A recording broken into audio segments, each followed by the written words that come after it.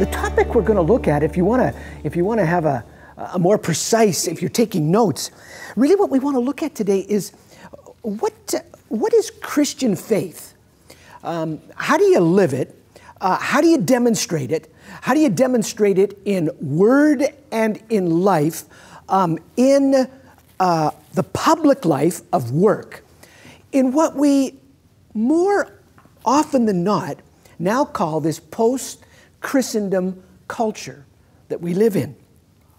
And so what does it mean to demonstrate the good news in word and deed, but particularly in public life, and so therefore in our vocational life? And that's where we'll orient a lot of our discussion, particularly when we come to the discussion term.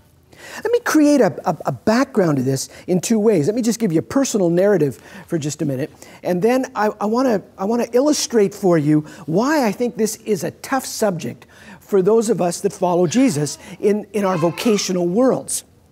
In 1983, I left my work as a university chaplain here in Montreal to assume the present position that I have that was described for you. And I was sitting in my office right downtown Montreal in the fall of 1983, and my office windows looked out over the east side of Montreal. And I remember asking myself the question, I wonder what goes on in the marketplace in downtown Montreal from Monday at 8 till Friday at 5. Now, there's obviously a lot of church buildings in downtown Montreal. There's a lot less today in 2012 than there were in 1983. But I thought, what goes on downtown? And so I started a little inquiry, and I began to poke my nose around. And I found out that there was an amazing void of authentic Christian witness, particularly whether it be Bible studies, whether it be church work, whether it even be social service engagement in the downtown core of the city. At the same time, I was reading through the book of Jeremiah. And I came upon those words, and now I grew up in a very Orthodox Christian family. So I could never tell you how many times I'd read the book of Jeremiah as a kid or had heard about it. But in the winter of 1983, I came across those words in Jeremiah chapter 29, where Jeremiah is talking to the exiles that have gone into exile from Jerusalem into Babylon. And he says to them to seek the peace of the city. And I remember those words bounced off the page at me. And I thought, I wonder what it means to seek and to search and to diligently pursue God's peace in the city. And that started my journey that's now made me what I affectionately refer to as this urban missiologist. But that's a whole different subject. I started to do my doctoral work just a little bit after that. And one of my professors drilled into my head that there's no such thing as just one verse in the Bible that can encompass all that is Christian vocation. And so I found this dilemma. Here I was in a city where the context was talking to me and forcing me to read the Bible in new ways. And then I had a professor drilling into my head that I've got to read the Bible much more thoroughly. And that started me on this journey that is going to inform a lot of what we're going to talk about today. Now, then at the same time, I began to do some work about how does the church engage her context. And so I was reading authors and interacting with fellow practitioners that placed a real lot of emphasis on studying the context. So you got to know your neighborhood. You got to know your workplace. And we did demographic studies and we engaged all of that. We were trying to understand place. But then I was doing other reading where authors were talking a lot about how you've got to understand worldview, how you've got to understand ideologies, systems of thought, what now I refer to as social imaginaries, which I'll tell you a little bit about more in just a minute. And so here I was. If I sound like I was schizophrenic back in those days, I really felt like I was. Context, text, place and space. How do you put it all together? And I think in a very real way, that's what we face as Christians in Canada today.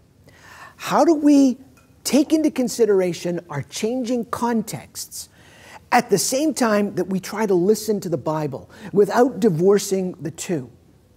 But in our contexts, how do we understand both place and space? How do we understand the very nature of the neighborhoods, the hospitals, the workplaces we find ourselves in, but at the same time, how do we understand worldview? How do we understand the systems and the way people think? And so that's why we want to look at how does the church engage her context, particularly our workplaces. But how do we demonstrate in word and deed the good news in changing context today?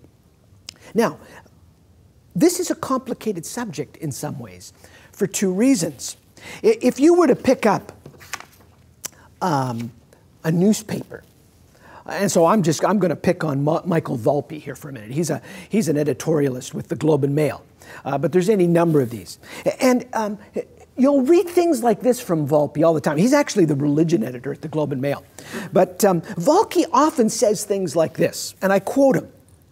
"Religion in a liberal society belongs in private culture, in the family, and in the house of faith. It does not belong in the public school system, which is our most important instrument, our essential instrument of socialization, citizenship, and opportunity for all. The parent trying to sneak her Roman Catholic books into the public library in Vancouver area of Surrey, and the public school board in Abbotsford, British Columbia," he's obviously got an anti-British Columbia side to this article, "trying to sneak Christian creation theory into high school biology classrooms are mischievous and annoying." And a lot of what we need to explore in this seminar is exactly the issue that Volpe's talking about.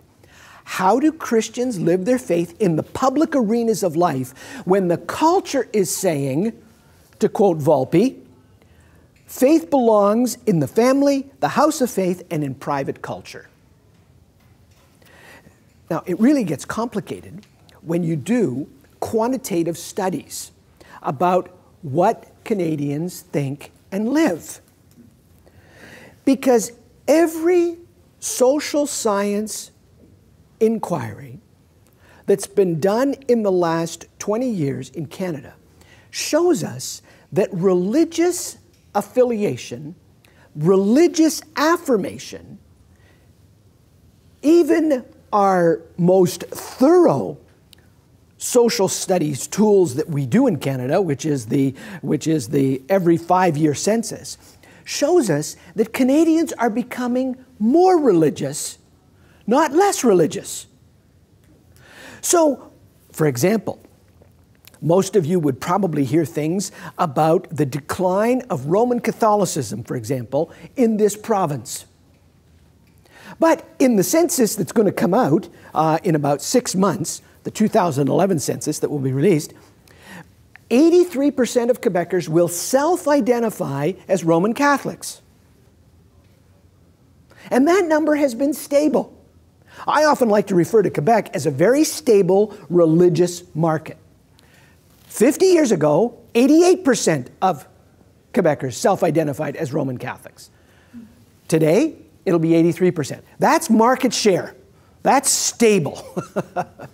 In fact, the only thing that's growing religiously in the census in Quebec is what we call the religious nones, N-O-N-E-S. Those that say, I have no religious affiliation. In the 1961 census in Quebec, it was at 1%, and the 2011 census will tell it it's probably at about 7%. Do the numbers. When a Quebecer says that he or she is no longer Roman Catholic, they become a religious none. But you ask the other questions. Belief in God is going up.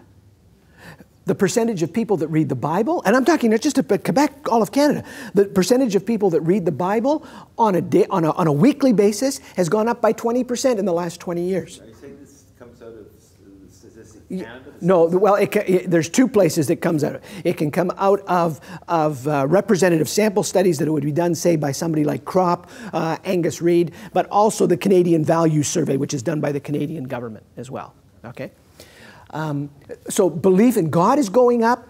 The percentage of people that read the Bible on a weekly basis is going up. People that say they pray on a daily basis is going up. So we find ourselves in a confusing situation. The shift in public culture that says that religion is private. Shove it to the sidelines. It's only for the church and for the house and for your own private life. But at the same time, we see this growth of interest. In other words, there's not a decline in religious belief and practice in our country. How are we to understand that? And that's the stuff that we want to try and get our head around this morning in this seminar. Now, to do that, let's start off with some definitions. That would probably be important to do. And then I want to raise some critical issues and questions before I end with what I think are three things that we all need to do as followers of Jesus in community to address the questions of living and demonstrating and speaking our truth in the public arenas of life. But let's start off with some definitions. Obviously, the first definition we need to talk about is what do I mean by post-Christendom? What is that term? Modernity as a phenomenon started in Europe in the 16th century and then subsequently has influenced the world in a radical way. It affects how people understand not just faith, but it affects how they understand what you and I would call providence. Teleology would be the technical term, whereby all of life is lived within the realm of the human self. But it also affects how people understand truth, revelation. We live in an age of rationalism, in an age of rationality. Modernity has everything to do with that influence. When we talk about post-Christendom, we're talking about the effects of modernity on Christian faith. So we're talking about how in our culture, Christian faith has lost its coherence in our culture, a culture that was shaped obviously by the Christian story and by Christian institutions, but now that coherence has been lost publicly. And so that's why we increasingly talk about living in a post-Christendom culture. In other words, the church is no longer the primary institution that influences everything from values, thought processes, the economy, libraries, education. We live in a post-Christendom culture.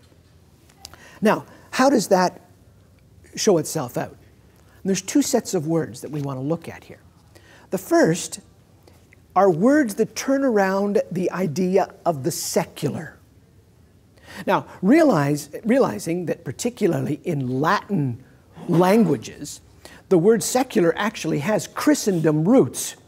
It actually has Christian roots because the secular was what the non-clergy did. So you had the clergy who were doing the work of the church, and the secular were the people doing the non-clergy church. It had no negative connotations at all. With the rise of modernity, and certainly with this post-Christendom culture we live in now, we now can talk about secularism, which would be the ideology of modernity. It would be the sense of a state of the way things are. But I don't want to deal with secularism today because that tends to lead us into the avenues of atheism, and that's a whole different subject. But often people now talk about secularization. But I actually think the better word to use is the word that was coined by the Canadian philosopher who was a professor emeritus at McGill, Charles Taylor. Taylor coined the term, and I think it's a wonderful term. It's the term secularity. We're not actually talking about a process anymore, which is secularization, which I personally think has been overrated. The secularization of our culture is really hard to measure with all the rise of religion, particularly in Canada and across the Western world. But secularity is probably a better word, because secularity goes to underscore two things. Let me put it this way, kind of to quote Taylor, but to make it crystal clear. Some of you yesterday went down to Vieux-Montréal. 350 years ago. Well, Ville-Marie, yeah, okay. We actually back then called it Hochelaga.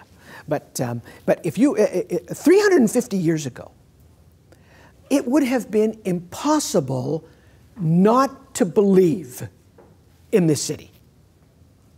Because this was started as a religious colony. It had a religious and an economic mission.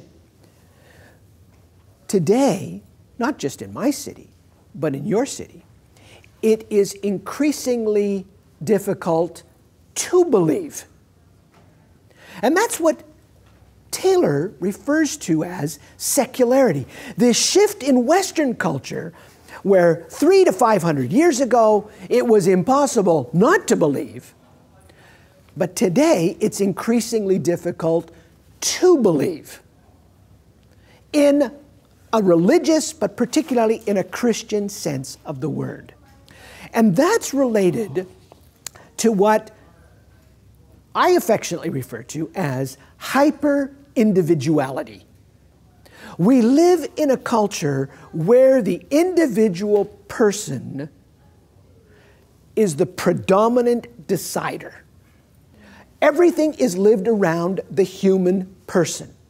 Now, there's all sorts of terms that float around about this. Some people call it individualism. Taylor calls it self-sufficing individualism. And there's another good friend of mine, she's a professor of ethics at both the Faculty of Medicine and the Faculty of Law at McGill, Margaret Somerville. She likes to call it intense individualism. We're talking about the primacy of the human person, and she makes all of the decisions that affect all of life. And so secularity is both this shift in belief from impossible not to believe to increasingly difficult to believe, but it's all around hyper-individuality. And so one pole that we need to take into consideration today is that. Now, the other pole is everything related to pluralities. Now, I use that word to start us off because there are different forms of pluralities, and I think it's important to make nuances here. Now, obviously, when we talk about pluralities, we're just talking about the coexistence with a measure of peace of different groups in a culture. Think about it environmentally or ecologically for a minute. There is plurality in the ecological order. You know, thank God that Canada is not just planted with maple trees. There is a plurality in the ecological order. Well, when we apply it into culture, we're talking about the coexistence with a measure of civic peace of different groups in a society. Now, that plurality can sometimes be ethnic or cultural. Now, we have this affectionate media term when we talk about, ethnics in Canada. I always like to remind my students, we're all ethnics. It's not just the Chinese that have come to Canada or the Japanese or in my city, the Haitians. We're all ethnics because we all have ethnic roots. So there is that sense of ethnic or cultural pluralities. But then we know that there has been the rise of religious pluralities.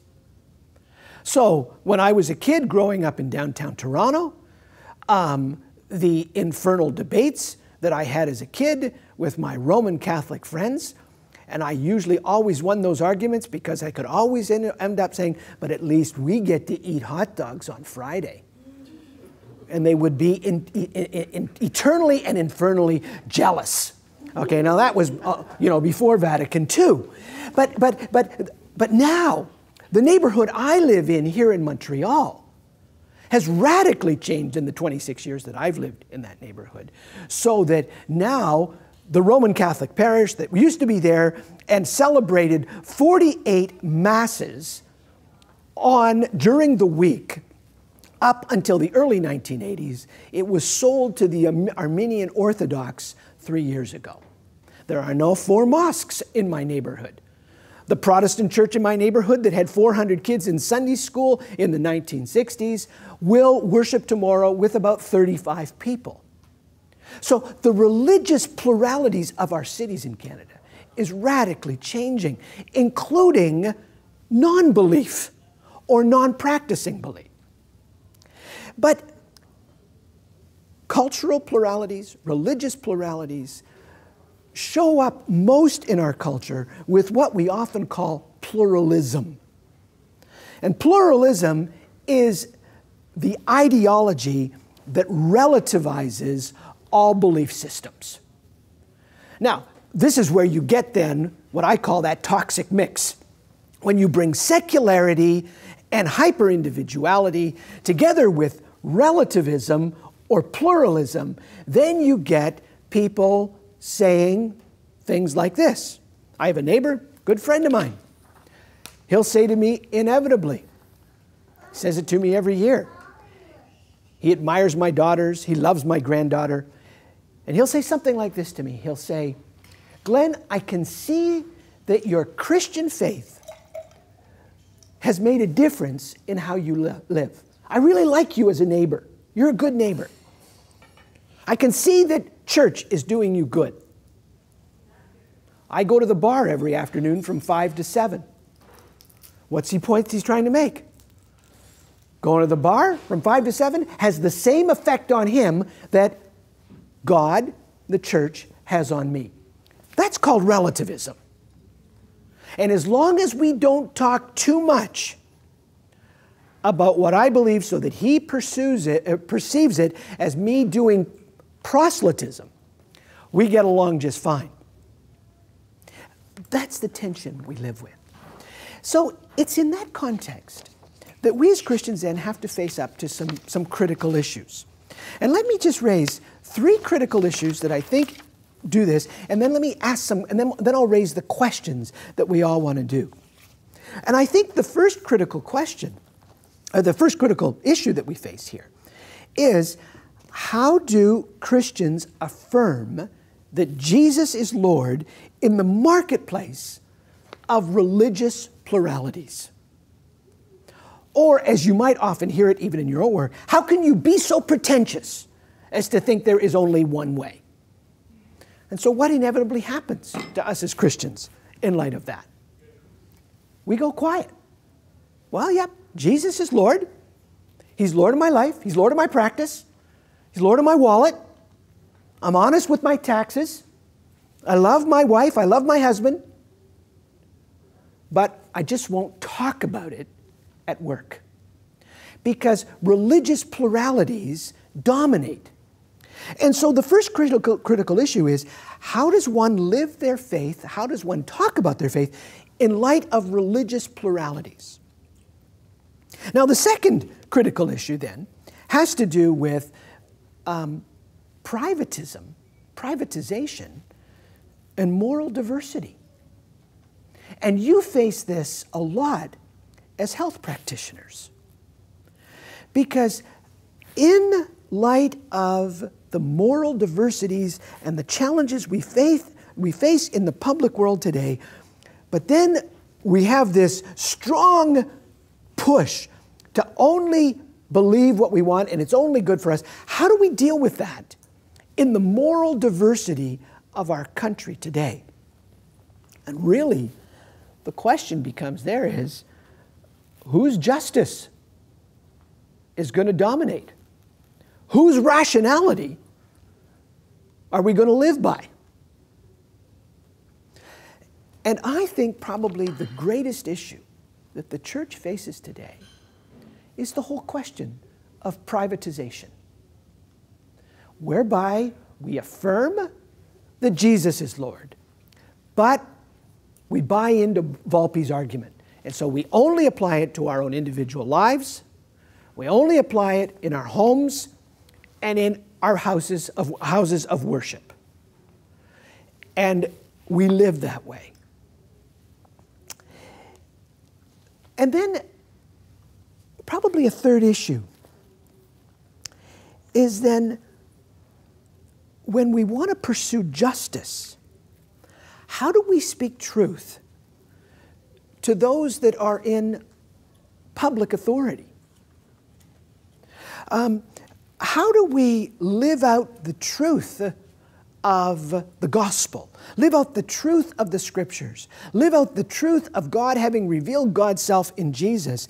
And how do we advocate for public justice, but at the same time not come across in our culture as judging people, appearing to be moral gurus, or at worst, coming across as wackos in our culture? So how do you advocate for truth in the public arena, but in a way that it's justice for all, and yet do it in a way that is respectful for the diversity within our culture? And I think both the privatization issue, the living out justice in our culture, and then the religious pluralism issue raise big questions for how we as Christians live, particularly in the public arenas of life. Here's where I think we can think creatively and then act creatively. Because obviously, relativism affects how people live. But here's where pluralism has a fatal blow to itself, does a fatal blow to itself. Pluralism devoids all religious beliefs of their life-giving meaning. So if you interact with people, particularly in the media, but I don't want to pick on the media, but when you hear people describing Christianity or Islam or Judaism or Hinduism, and they come out with that statement, all religions teach the same thing. One of the great myths of public culture today. Really what we do to be able to say that is that we neuter religion of its life-giving meaning. I teach a course at McGill University in the Faculty of Education for teachers who are going to teach the religious and the ethics and the religious culture course. And so these are students in their last year. They're about to go to do their last internship, and so they have to take my course if they want to become elementary school teachers. I make them all read a book, and it's called God is Not One. All religions don't teach the same thing. But pluralism wants to neuter religion of its life-giving, unique-giving beliefs. And so I think one of the great ways that we can address religious pluralism in our culture by letting religions speak for themselves. And so therefore that creates space then for Christians to articulate what they live and what they have to say. I think the second thing then that we as Christians can do is that we need to be committed to living out a biblical perspective in community, in collaboration with a Bible study group in the marketplace, other Christians in the marketplace, in a local congregation, living out that faith, not living it in a private way, even in spite of these overwhelming cultural and religious influences that are affecting us today. And so therefore, what does it mean to be a follower of Jesus? In my neighborhood, in my extended family, and then in my workplace, in light of the secularity and the individuality, the hyper-individuality, what does it mean to be a follower of Jesus in light particularly of the religious pluralities and the relativism of our culture? Now, with that said, let me just give you 3 things to think about, and then let's get into some dialogue together. With my students, I've created for lack of a better word here, kind of a paradigm on how to think about this. Because our tendency is to want to simplify. But this is a complicated issue. So what I get my students to do is, I get them to think about cultural pluralities, religious pluralities, and then pluralism or relativism. And I make sure that they don't mix the 3. so that they understand that there are differences. And then I say, okay, how are we going to live this out? And the first thing I say to them, I think there are some things that, in light of these pluralities, I think there's things that we can celebrate with people who are of a different ethnicity, a different religious faith, or even people who are pluralists, relativists. What are those things that we can celebrate? What are those things that we can respect? What are those issues that we can acknowledge in spite of our differences? What are those things that we are going to assimilate? And then finally, what are those things that we are going to annihilate? So I create a framework for them. And if you're making a chart on your paper, you can, on the vertical, you can say, okay, cultural pluralities, religious pluralities, pluralism. And then on the horizontal, you can do the framework all the way from celebrate, respect, acknowledge, assimilate, annihilate. And then I get my students to wrestle with these issues. Now, you'll notice that I do not use the word tolerance. That's a word, if you walk out of here and you only remember one thing, say that Glenn Smith is on a crusade to get the word tolerance out of the Christian vocabulary. God did not send us into the world to tolerate people. He sent us in the world to love people. So tolerance borders on empty-headedness. Okay? We should, no, let's not use that word. So, for example, what can I celebrate? Well, okay, I have a bunch of Muslim neighbors in my neighborhood. They're refugees from Afghanistan. And I've learned that I can celebrate with my Muslim neighbors prayer. And so occasionally I go to the local mosque, I take off my shoes, and I join them during prayer time. Now, I'm praying to God the Creator. Prayer in a mosque is different than in a Christian house of worship. But I'm there praying, and I pray for them. And they like the fact that a non-Muslim comes to their mosque to pray.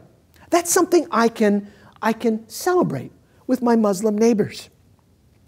With my relativist neighbors, particularly, I had one of my daughter's teachers when they were in high school. He was a militant relativist. He bordered on being an atheist, but he was never too courageous to do it. But I loved how Richard had a concern for the human person. He might have been one of the most caring people I'd ever met. Certainly the most caring teacher that my kids. I shared that with him. I celebrated his concern for the human person. Now, there are some things then that I'm just going to respect. In my neighborhood, I think it's important to respect the religious holidays of my neighbors. Now, I don't enter into that celebration with them, but I can respect it. But what are those things that I don't, that I want to assimilate? Well, in Canada, we don't let people from the United Kingdom, Hong Kong, or South Africa drive on the other side of the street. We just say that's not acceptable. We're going to assimilate your cultural practice into our cultural practice. You know, all cultures are not equal. So we assimilate that. I mean, you refuse to assimilate that. So. Yeah, exactly. You're right. Yeah, we refuse to assimilate it. That's right. We say no. But what do we annihilate? Back during the wars in the Balkans, my other neighbor, he came from Yugoslavia. He immigrated here because he's a tool and die maker, and Quebec has a huge need for tool and die makers, so Mickey and his family came here. They immigrated from Belgrade. So as the wars were taking place in the former Yugoslavia, I would often sit with Mickey and we would talk about it. And so when Serbia attacked Croatia, it was all the fault. It was all the responsibility of the Americans. The Americans were totally behind it. When Serbia attacked Bosnia-Herzegovina and they wiped out the city of Sarajevo, Mickey's argument was, "Oh, I'm pretty sure the Americans are behind this one too." You know, it's always easy to blame the Americans, and so we would talk about it. But in 1999, Sandy and I were living in Haiti at the time because I was on sabbatical, and when I came back, that was just at the time that Serbia had attacked Kosovo.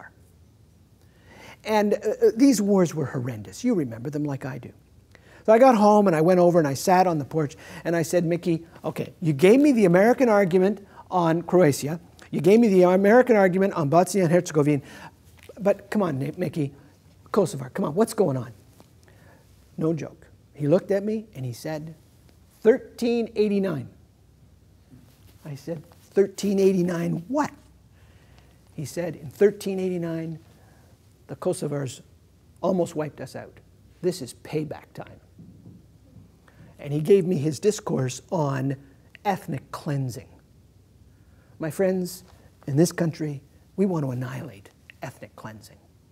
And when our country takes a position against ethnic cleansing, we as followers of Jesus can stand with the government because we don't stand for that. That's something that has to be annihilated. That has to be something. Thank goodness, in most of our country, except in the most closet of clinics in this country, female genital mutilation is not tolerated. We've said, no, that will not take place in our country. I think with relativists, and here's where it gets really fun, you know, relativists, the ardent pluralists, you know, they want to talk about neutrality. You know, if you teach in public universities like I do, you know, I have to sign a statement at one university where I teach that I will be neutral in the classroom. I've yet figured out how I can do that. So I just always start all of my courses in that institution by saying, I do not pretend to be neutral. I cannot sign that statement. I don't think anybody can do that. But I do promise you that I will be open-minded. So I think neutrality is something probably that we need to annihilate, but I haven't quite figured out how to do that yet. Along with tolerance? Along with tolerance, yeah. So one way that we can come at this issue is by making distinctions between the different forms of pluralities, but then saying, okay, what are those things we can celebrate? What are those things we can respect? What are those things we want to acknowledge? What will we assimilate? What will we annihilate? Now, some of my students react to those last two words. They say, oh, those are very harsh words. Aren't there better synonyms? I say, no, I think it's important to keep those words so that we remember that in living within the secularity and the hyper-individuality of our culture, but in facing pluralities head-on, that we don't end up with empty-headedness on this issue, that we are clear.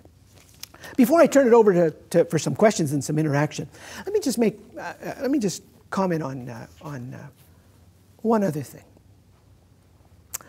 I think, well, no, two other things. I'll say these briefly. I think that increasingly in this post-Christendom culture, that the local congregation, a home study group, a Bible study group in your marketplace, is the entity, is the social structure that is going to be interpreting the God of Jesus Christ to that context. So the local church, she becomes the entity, she becomes the social structure that gives meaning to what it means to be a follower of Jesus. In other words, the church becomes the evangelist. The church becomes the good news. And I think in the marketplace, in your workplace, when Christians are together, that group then begin to illustrate in word and deed what it means to follow Jesus. In the hyper-individuality of our culture, it's not just individual witness that is going to cut it. either in word or in deed, but it's going to be a group of people where they begin to see the transformation that takes place. When we get into the interaction, I'll tell you an interesting story on that. And then the last thing I'd say, that I think increasingly, Christian witness in our culture is going to be more about dialogue and more about education than anything else. Because what's happened in our post-Christendom cultures, one thing that's happened is the biblical illiteracy that exists in our culture. People know less and less about the Christian roots, about the Christian story. And so therefore, the myths that exist, the lies that float around, rather than shutting us up, it really creates an avenue for us to see Christian witness as education. Educating people about what is faith. Demystifying the myths. And then at the same time, entering into dialogue with people. And that's where I really think the example of the Apostle Paul in places like Thessalonica in Acts chapter 17, or Berea in Acts 17, and particularly Athens in Acts 17, become marvelous examples of how we can follow Jesus in word and deed. So, how do we deal as the church, corporate, with this post-Christendom culture, with its secularity and hyper-individuality, but at the same time, its plethora of pluralities? So I think we need a new way to think about these pluralities, that shema that I'm describing for you. Thinking about the corporate dimension of our faith, that the church, the Bible study, the home group, the work Bible study becomes the entity that interprets the good news to that context. And then finally, seeing Christian witness as education and dialogue. There is something happening in Montreal. It's beginning to show up more and more in Toronto and Vancouver, but it's going to run right across the country. But we have this little expression about Quebec. Quebecers are always late for the train, but then they always go beyond the station. So most cultural phenomenon that have affected the Western world, they always get to Quebec last. And once we get involved in it, look out, okay? So in other words, if you think that students aren't going to go on strike about tuition rates in your province, I got a story to tell you. Look out. But there are boroughs in Montreal where better than half of the population live alone. Now on the island of Montreal, 40% of the 1.9 million of us who live on the island of Montreal, Montreal's 3.9 million, but 1.9 million of us live on the island. 40% of Montrealers live alone. Meaning we are single adults, is that what you're saying? That's right, single adults. Now, think about the ripple effects of what that means. Then, you live in an apartment or a condo or a house that used to have 5 people in it. Now there's 1. Or 3 people, now there's 1. What happens to the poor? Well, in my city, there's no such thing as a poor neighborhood anymore. Poverty in Montreal has become very diffuse. It's everywhere now. We know as Christians that we are not wired to live alone, to be alone. This hyper-individuality thing, it's not going to work. Because we're created... I can't overcome that. See, we're created in the image and likeness of God. We're created male and female. We're wired for community.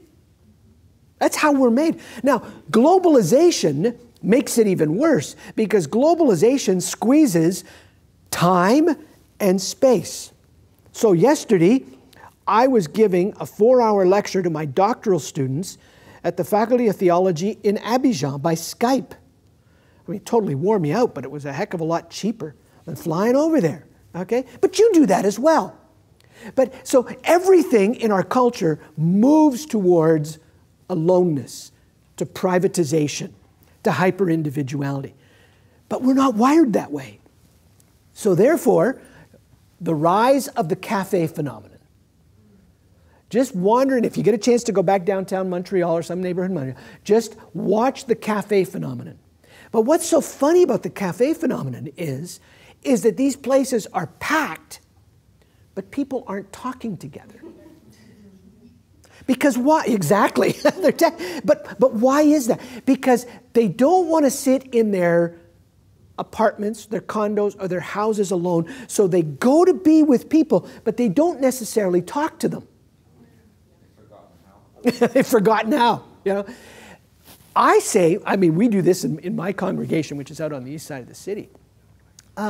We just teach our parishioners how to go into the cafes and start conversations with people. Yeah, just, you know, I mean, if you get to the gospel, so much the better. If you don't, you're still doing something that's deeply biblical. You're loving people. You're caring for people. So the other night, I was waiting for some of my colleagues at our church to come. And I went next door to the cafe, and I was the only person in there. Surprise, surprise. But the owner came out, and he knows me a little bit. We ended up having this marvelous 25-minute conversation about what our church believes and why we believe, because we were right next door to the cafe. And we had this wonderful conversation about spiritual things. So I think that's where we connect in a fresh way. So I think your comment about community and, you know, confronting this hyper-individuality. My wife is a community development organizer out on the east side of the city, so in that part of Montreal just below the Olympic Stadium. That's where our church is. We have an ecumenical ministerial. It's a wonderful group of men and women from the parishes and the Protestant churches in the neighborhood. The Roman Catholic priests in our ecumenical regroupement, as we call it, Craig, they don't walk around the neighborhood with their Roman collars anymore. They don't do it. Every one of our meetings, they'll tell us the story. Somebody will mention that, you know, he was out on the street with his collar on. And one time he told me, a woman came up to me and she screamed at me for 15 minutes. And I said, Guy, well, what did you do?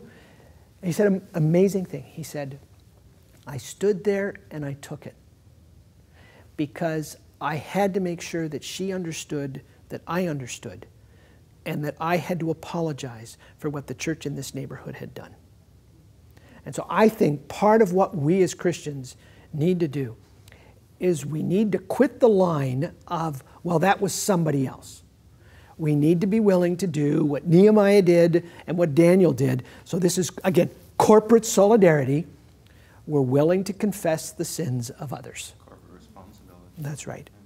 And again, when we read the Bible, I mean, I'm in a Bible study with some engineers, and we were just doing Nehemiah 1 this week, and that's a wonderful prayer, you know. So everybody wants to practice this prayer. And then at the end of the study, I said to the guys, I said, you notice he's not confessing his own sins, and they all sat up. And one guy said, I'd never thought about that. So in our hyper individuality, we don't read the plural parts of the Bible. We don't read them right. We read them individually. But both in the Hebrew and the Greek, these are plural prayers.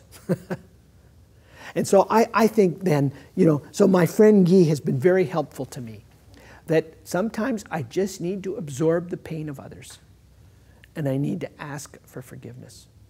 But then I think then the second thing to do that then is that's where the corporate witness comes in.